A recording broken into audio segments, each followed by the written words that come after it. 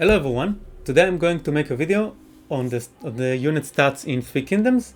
I am going to cover the Giant Swords Guard, some archers and artillery in order to cover all of the different stats available. So let's start with the Giant Swords Guards.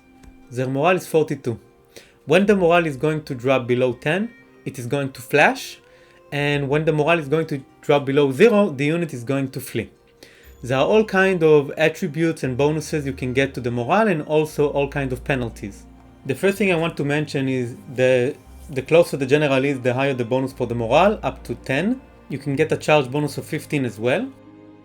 You can get a morale penalty for having better units for the enemy if the unit sustains some damage, and so forth. If the routine's general dies, you get a penalty of 18. Unbreakable units have 100 morale and never breaks. The next stat is the hit points, which means they have 96,000 hit points. The next one is the charge bonus, which fades away after the first few strikes.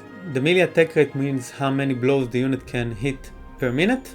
The melee base damage means how much damage the unit inflicts that can be blocked by armor and also shield. And the armor piercing damage means how much damage the unit inflicts that can penetrate the armor but can be blocked by the shield. So if we take for example a unit that have a 30 attack rate, 10 base damage and 5 armor piercing damage, so in 1 minute the unit will inflict 300 base damage and 150 armor piercing damage. The melee evasion is the chances that the unit have to avoid the melee damage by the enemy units from the front or from the sides, but the enemy charge decreases it. The shield evasion is the chances that the unit have to block the enemy melee attacks from the front. It is adding up to the melee evasion. So if the enemy unit inflicts 30 blows on us per minute, and we have like 50% melee evasion and 20% shield evasion, so 70% of those blows, which is 21, will be blocked. So we're going to be left with only 9 blows hit. The armor decreases the damage inflicted by the enemy units, except for armor piercing damage. The shield armor decreases the amount of damage inflicted from the front, from missile and melee damage. This does not include the armor piercing damage.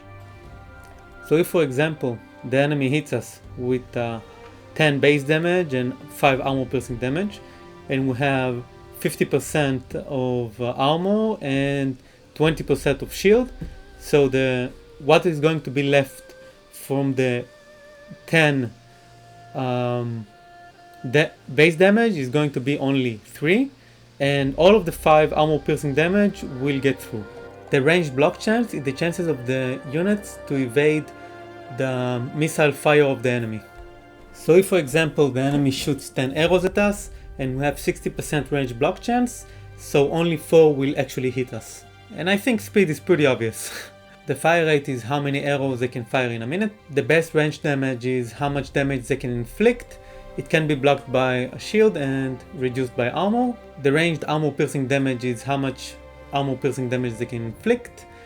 It can be blocked by a shield, but armor will not do a lot against it.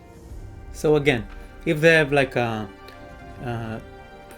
20 arrows shot per minute, and every arrow makes like a 10 base damage and 5 armor piercing damage, so we get like 200 base damage per minute and 100 armor piercing damage per minute. Range is pretty obvious, and the munition is how many times can they fire.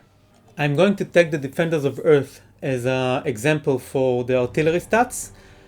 They have the 40 base explosion damage, which ignores the shields because it is artillery fire, but doesn't ignore the armor. And the 300 armor piercing explosion damage totally ignores both of the shields and the armor.